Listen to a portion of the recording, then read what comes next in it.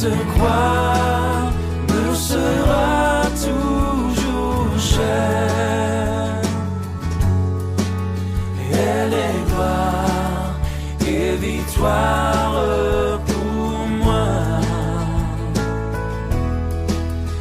Et par elle, en la maison du Père, la couronne est offerte à ma foi. Et par elle, en la maison du Père, la couronne est offerte à ma foi.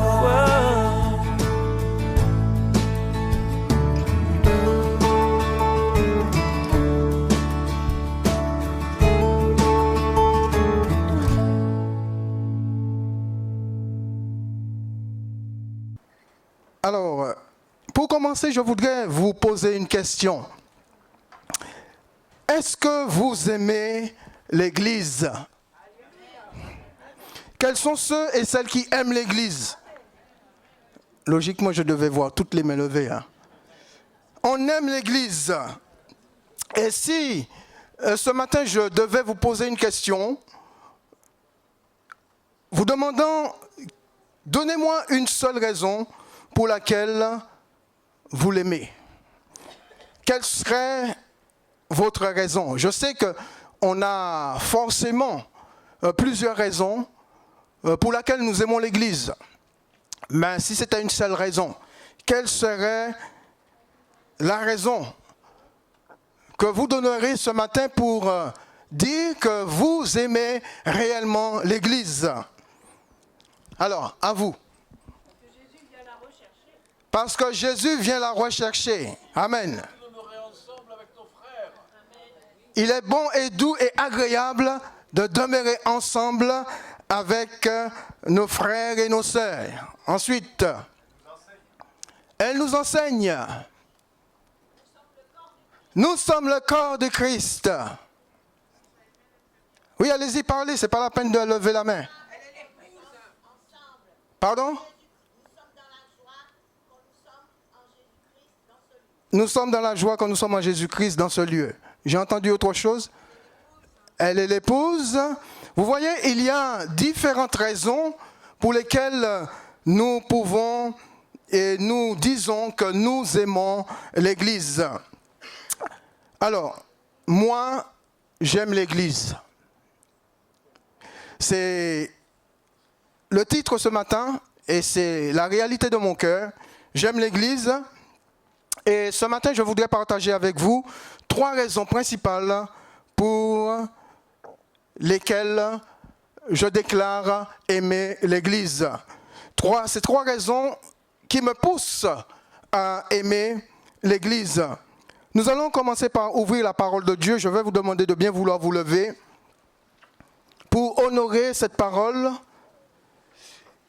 Nous allons lire dans Matthieu chapitre 16, versets 13 à 18. Jésus, étant arrivé dans le territoire de Césarée de Philippe, demanda à ses disciples, « Qui dit-on que je suis?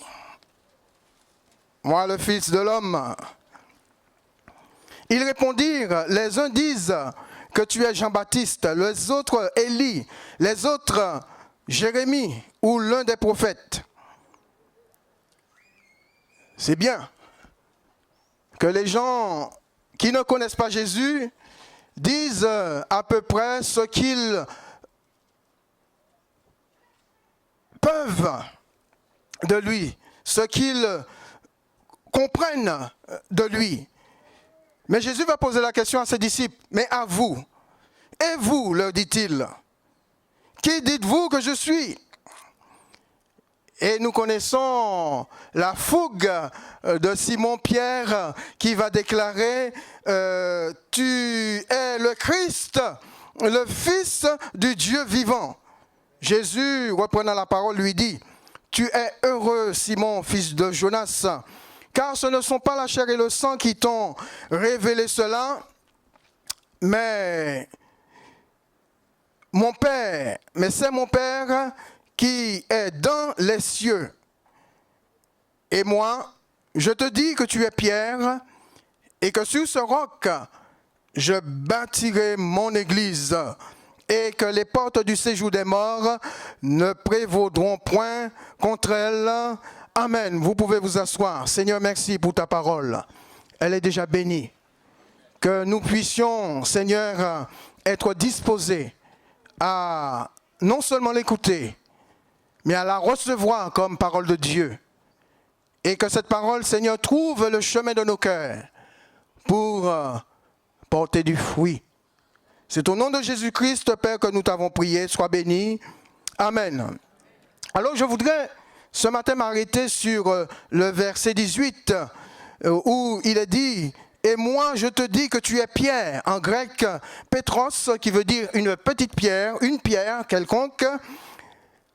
Et sur ce roc, en grec, Pétra, un rocher, Jésus dit « Je bâtirai mon église » et que les portes du séjour des morts ne prévaudront point contre elle. Amen. Alors, mes bien-aimés, la première raison qui me pousse à aimer l'Église, c'est cette déclaration forte et puissante faite par le Seigneur. Jésus dit à Pierre, je bâtirai mon église. Et il décide de bâtir son église, non pas sur du sable, non pas sur un fondement quelconque. Il décide de bâtir son église sur un fondement sûr, c'est-à-dire sur la déclaration qu'a fait l'apôtre Pierre, une déclaration qui lui fut révélée du ciel par le Père céleste. Tu es le Christ, le Fils du Dieu vivant. Et Jésus dit, c'est sur cette déclaration que je bâtirai mon église. C'est sur cette déclaration.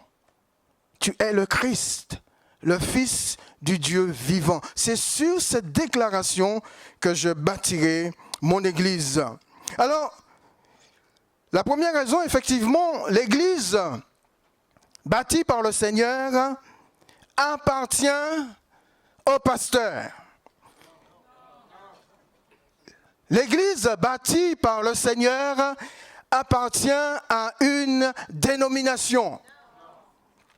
L'église bâtie par le Seigneur appartient à un frère ou à une sœur. L'église bâtie par le Seigneur appartient à Jésus et à lui seul. Personne ne peut dire que je suis détenteur de l'église. L'église m'appartient. Moi, même en tant que pasteur, je ne peux pas déclarer que l'église m'appartient parce que je ne suis pas l'auteur de cette déclaration. Je bâtirai mon église.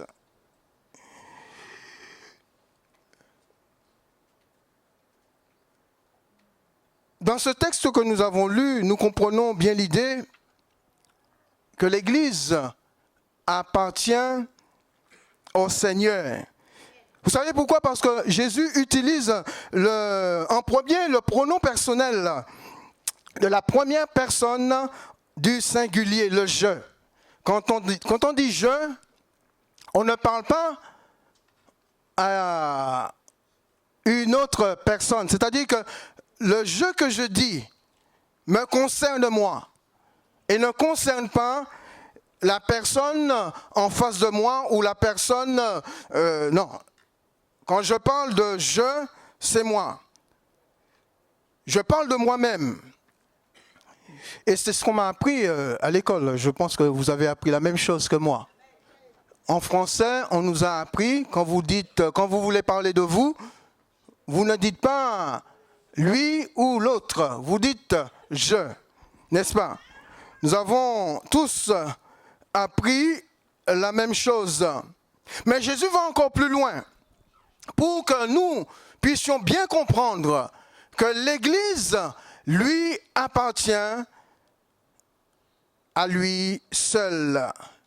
Et il va utiliser l'adjectif possessif « mon », qui veut dire c'est à moi et non pas à l'autre. Donc il dit, je bâtis mon église, qui veut dire que l'église, peu importe ce que les hommes peuvent penser, l'église m'appartient, c'est-à-dire Jésus.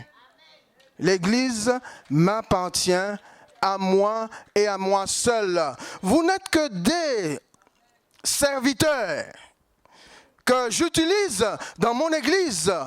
Vous êtes des serviteurs que j'ai placés dans mon église pour pouvoir faire paître mon troupeau. Et vous ne pouvez pas dire que l'église est la vôtre ou l'église vous appartient. Je bâtirai mon église. Jésus en tant que bâtisseur. Alors la question, qu'est-ce qu'un bâtisseur? Qu'est-ce qu'un bâtisseur? Je vais vous faire parler un petit peu ce matin. Souvent, c'est les prédicateurs qui parlent et l'auditoire écoute. Mais de temps en temps, il est bon de faire parler aussi l'auditoire. Qu'il y ait un retour. Alors, qu'est-ce qu'un bâtisseur? C'est facile, hein? Un bâtisseur, c'est celui qui bâtit. Qu'est-ce qu'un bâtisseur? Celui qui construit. Celui qui conçoit. Celui qui monte l'édifice. Celui qui crée, celui qui fonde. Donc Jésus, au travers de sa déclaration, nous dit que je suis celui qui a fondé l'Église. Je suis le bâtisseur de l'Église.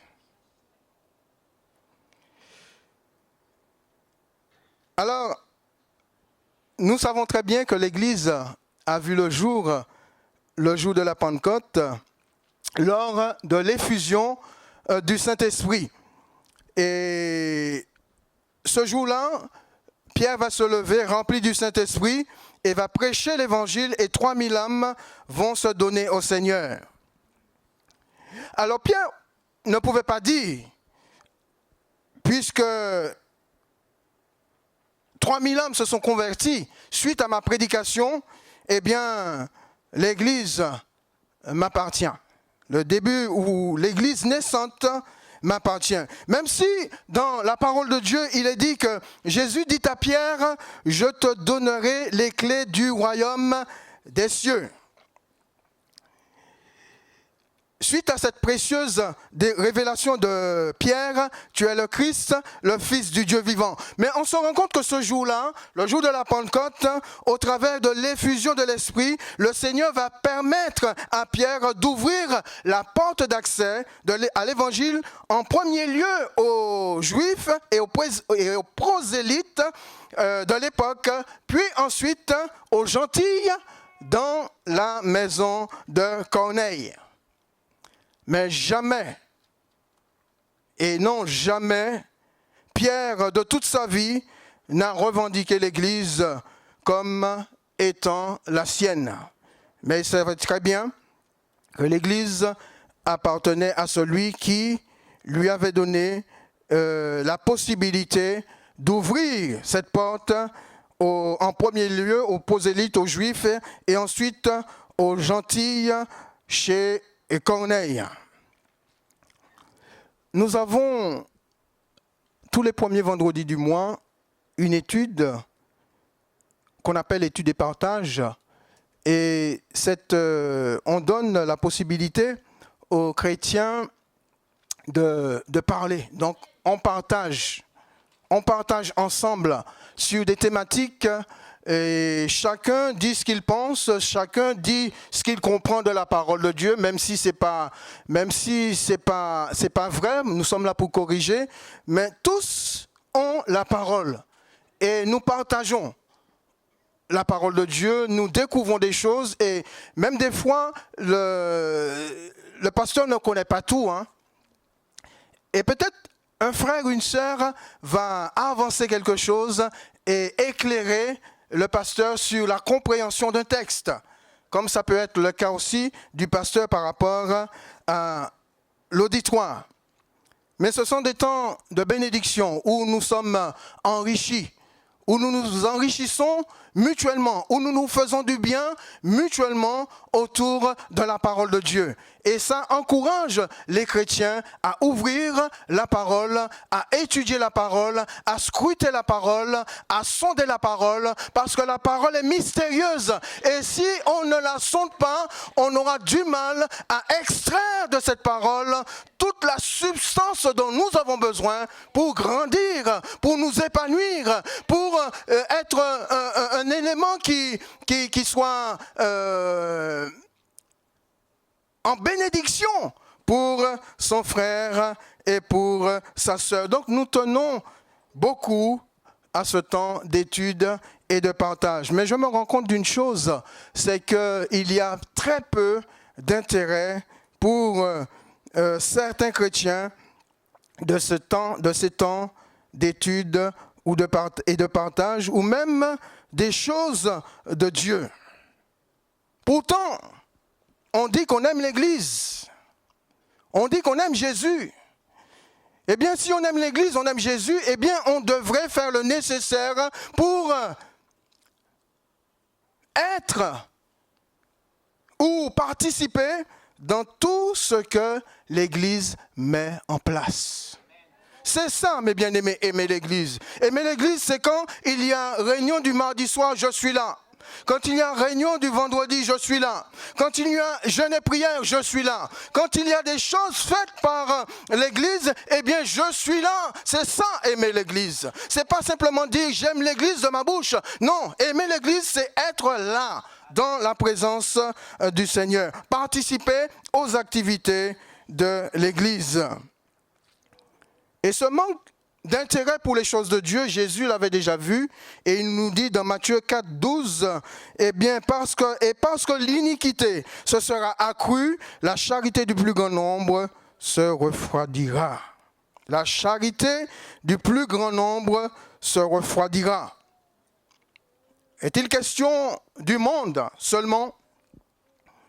Mais je pense que le Seigneur parle aussi beaucoup plus de l'Église. L'amour pour Jésus, l'amour pour l'œuvre de Dieu, l'amour pour les choses divines, l'amour pour l'Église se refroidira dans le cœur de beaucoup.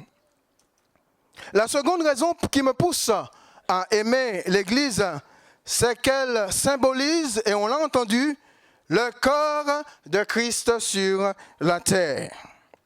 Éphésiens 1, 22 à 23, Paul dit, « Il a tout mis sous ses pieds, qui est...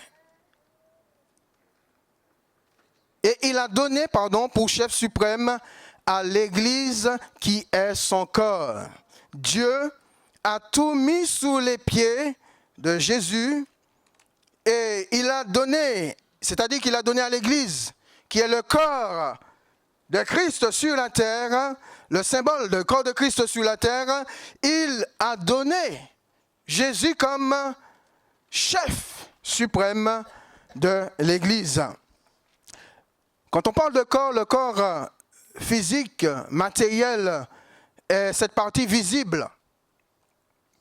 Ce qui nous caractérise, ce qui nous permet de vivre dans ce monde. Et ce corps visible est animé par une partie immatérielle qui est le souffle que Dieu nous a communiqué, notre âme et notre esprit. Quand Dieu a créé l'homme, il a créé cette partie matérielle.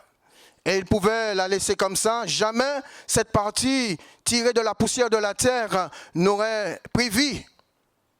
Si Dieu ne l'avait pas dit ou si Dieu n'avait pas insufflé cette partie immatérielle qui animerait ce corps visible, ce corps charnel, si Dieu ne l'avait pas fait, s'il n'avait pas soufflé dans les narines d'Adam, son souffle de vie, eh bien ce corps serait un corps sans vie. Mais Dieu n'a pas voulu créer un corps sans vie. Il lui a donné la vie en lui soufflant, en insufflant en lui un souffle de vie. Alors des fois, vous entendez, l'homme est esprit, est un esprit. Moi, je ne suis pas d'accord avec ça. Je ne suis pas d'accord avec ça parce que ce n'est pas parce que nous avons un esprit et une âme que nous sommes des esprits. Non, c'est faux. Et ça, je crois que c'est un mensonge du diable. L'homme est un homme, un être physique qui vit par une partie immatérielle qui est le souffle de Dieu, le souffle de vie. L'esprit et l'âme que Dieu lui a donné. Jamais on ne peut dire que l'homme est esprit. Si nous étions des esprits, on ne serait pas visible. Et c'est parce que je vous vois, c'est parce que vous me voyez, que nous sommes des êtres humains, animés par une âme et un esprit. Et Jésus va souligner cela lorsqu'il va lorsqu'il va ressusciter et qu'il va se présenter à ses disciples. Il va leur dire « La paix soit avec vous ». Et quand ils vont voir Jésus, ils vont être pris de panique en croyant voir un esprit.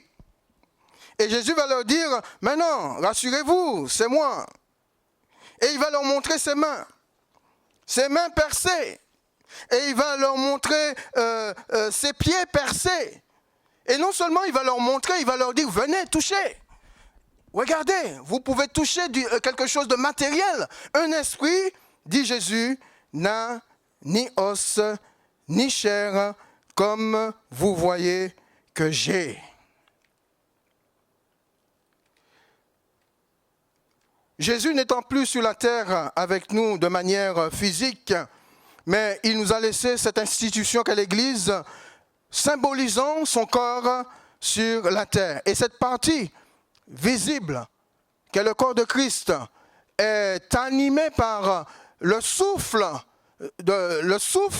du Seigneur lui-même, le souffle du Saint-Esprit. C'est-à-dire que le Saint-Esprit est cette partie immatérielle qui anime le corps de Christ. Et effectivement, sans le souffle, sans le Saint-Esprit, l'Église serait un corps vide et sans vie. Quand nous parlons du corps de Christ, sa composition, ce corps matériel est composé de membres. Et que dit Paul à ce sujet? 1 Corinthiens 12, 12. Car comme le corps est un et a plusieurs membres, et comme tous les membres du corps, malgré leur nombre, ne forment qu'un seul corps, ainsi en est-il de Christ.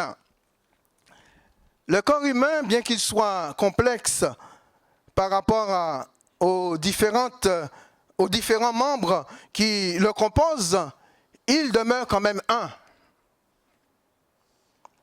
Je suis entier. Et heureusement. Vous êtes entier, un. Et heureusement. Et pourtant,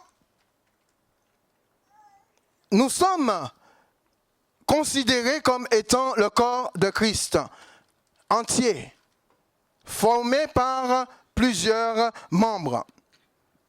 Et nous sommes tous les membres du corps de Christ, étant plusieurs, différents les uns des autres, mais nous appartenons tous au même corps, dont Christ lui-même est la tête. Alors, pour dire que l'unité du corps de Christ, malgré leur multiplicité, est importante pour la vie de celui-ci. C'est-à-dire que pour que le corps vive bien, il faut que les membres soient unis. Que les membres soient un. Pour que le corps vive, puisque le corps est un. Et nous sommes le corps de Christ. Nous sommes différents, donc les membres de ce corps. Pour que ce corps qui est un vive, il faut que chaque membre comprenne que ce corps doit être uni. Jean 21, 15 à 17, Jésus va poser une question, je crois que c'est Jean 2, ou enfin, je me suis peut-être trompé sur cette référence, mais c'est là où Jésus va poser la question à Pierre 3 fois. Pierre, m'aimes-tu? Jean 21, eh bien, je ne me suis pas trompé, merci pasteur. Jean 21, 15 à 17. La première fois où Jésus va poser la question à Pierre, Pierre, m'aimes-tu? Et Pierre va s'empresser de répondre, oui Seigneur, je t'aime, comme aujourd'hui. Est-ce que vous aimez l'église? Oui, nous aimons l'église. Est-ce que vous aimez Jésus? Oui, nous aimons Jésus. Et la seconde fois, la première fois, Jésus va lui dire, paie mes agneaux, c'est-à-dire fais paître mes agneaux, mes brebis.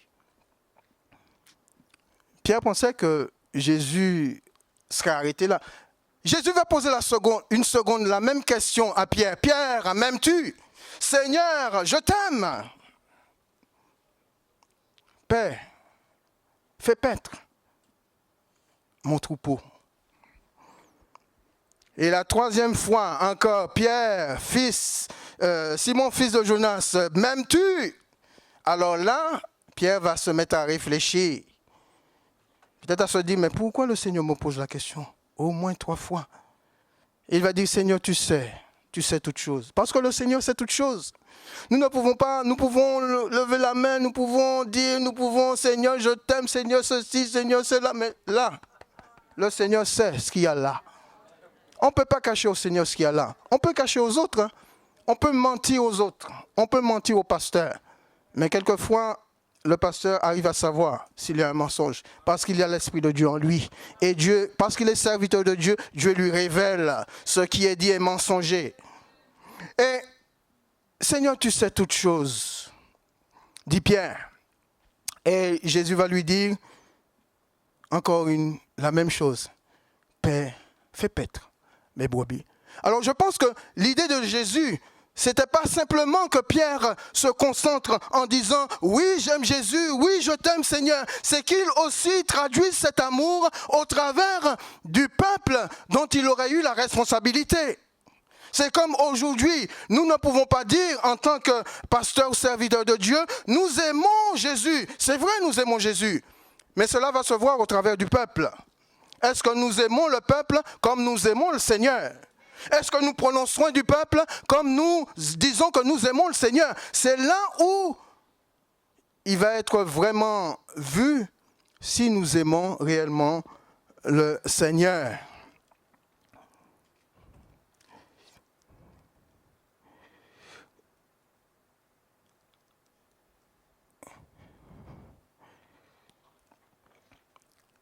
L'unité du corps dépend de ses membres. Si les membres s'aiment, le corps sera un. Mais si les membres sont divisés, le corps risque de mourir. Et quand on dit, mes bien-aimés, on aime le Seigneur, on ne peut pas négliger l'Église qui est son corps.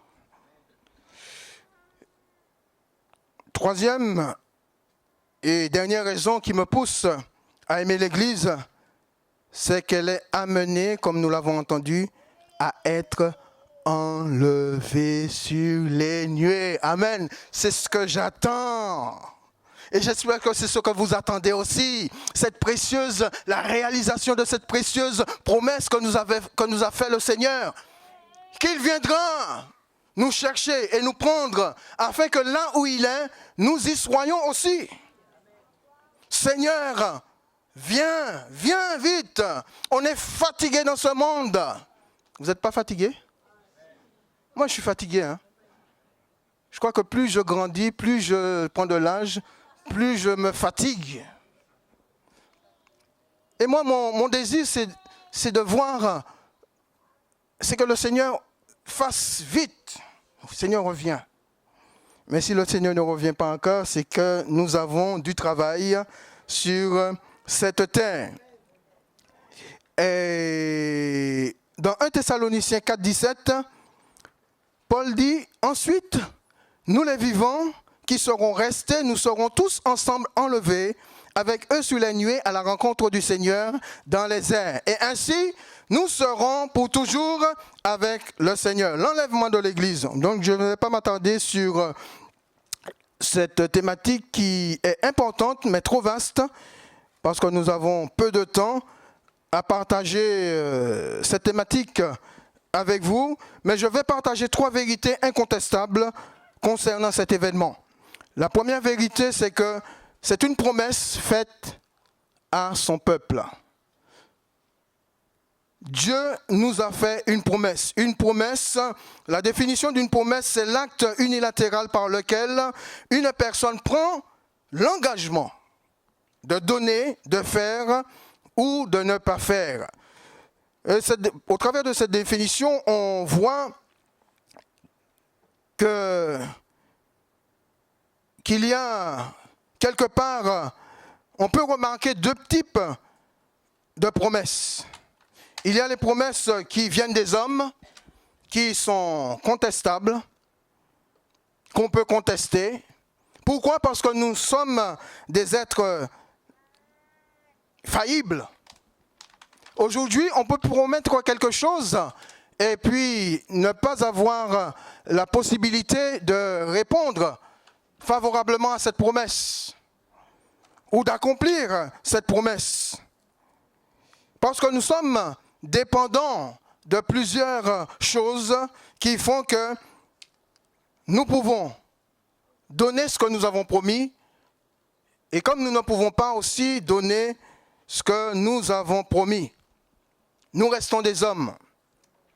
Mais le deuxième type de promesse que je qualifie d'être infaillible, sont les promesses qui viennent de Dieu, les promesses divines.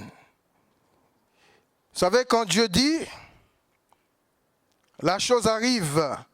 Quand Dieu promet, eh bien, il donne. Dans Nombre 23, 19, c'est le prophète Balaam qui dit « Dieu n'est point un homme pour mentir, ni un fils d'homme pour se repentir. Ce qu'il a dit, ne le fera-t-il pas?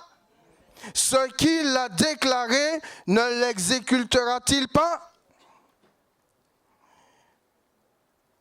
Dans le psaume 89, 34, 35,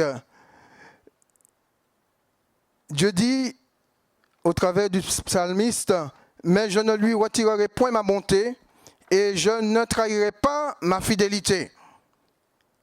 Je ne violerai point mon alliance, et je ne changerai pas ce qui est sorti de mes lèvres. » Concernant l'enlèvement de l'Église, promesse faite à son peuple par Dieu, j'ai choisi l'adjectif incontestable parce qu'il qualifie réellement celui qui a fait cette promesse.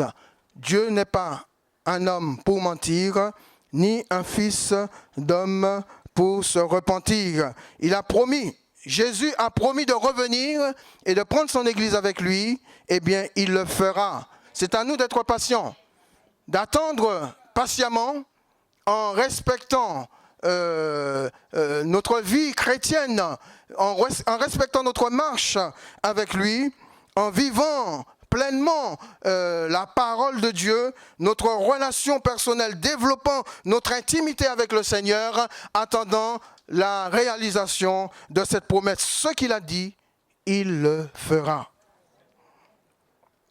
Alors,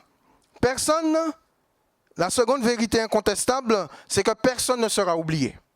Même les morts en Christ ne seront pas oubliés. Les Thessaloniciens qui avaient un problème là-dessus, puisque Paul leur avait écrit concernant l'enlèvement de l'Église, et ils constataient qu'il y avait des morts, des personnes qui mouraient, et ils ne comprenaient pas.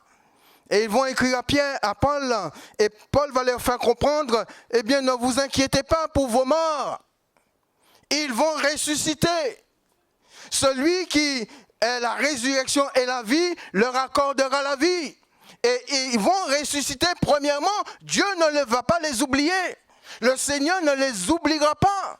Ils ressusciteront premièrement, nous dit la parole de Dieu. Ils ne seront jamais oubliés.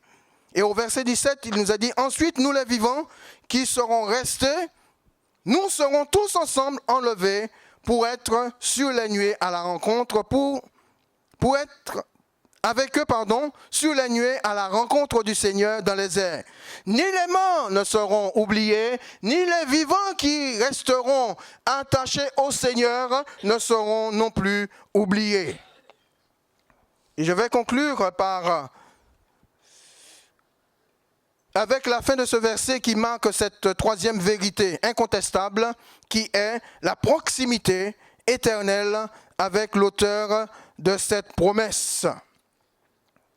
Et Paul dit, pour conclure, et ainsi, nous serons pour toujours avec le Seigneur. La finalité de l'enlèvement de l'Église, c'est ça, être pour toujours avec le Seigneur. Et il a choisi justement ce moyen-là pour que nous soyons, l'Église, son corps, soit pour toujours avec lui. C'est sa promesse incontestable pour son peuple. Donc, il ne peut ni la retirer, car elle provient de sa bouche, ni se trahir, car il est le Dieu fidèle et ne changera pas ce qui est sorti de ses lèvres. J'aime l'Église du Seigneur parce que c'est son œuvre. Je suis membre de son corps visible sur la terre et que sa promesse d'être avec lui pour toujours est incontestable. Et toi, mon frère, et toi, ma sœur, aimes-tu toujours l'Église comme tu prétends aimer le Seigneur? Prions, s'il vous plaît. Je vais appeler votre pasteur. Seigneur, notre Dieu, notre Père, merci. Merci pour ta parole, qui est pour nous source de vie. Nous nous accrochons à une seule chose, à la parole de Dieu, à ta présence, à ton esprit, parce que nous avons une espérance qui ne peut pas être contestée. Tu nous as promis de revenir, Seigneur, et de nous enlever. Et nous attendons, Seigneur, cette promesse patiemment. Et nous te demandons, Seigneur, pendant cette attente, donne-nous à vivre notre marche avec toi dans ta présence, de telle sorte, Seigneur, que nous ne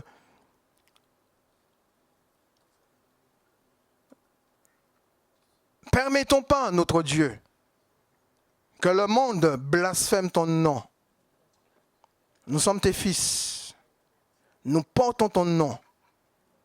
Donne-nous, Seigneur, les capacités nécessaires pour que ton nom soit toujours sanctifié au travers de nos vies et aussi au travers de notre marche dans ce monde.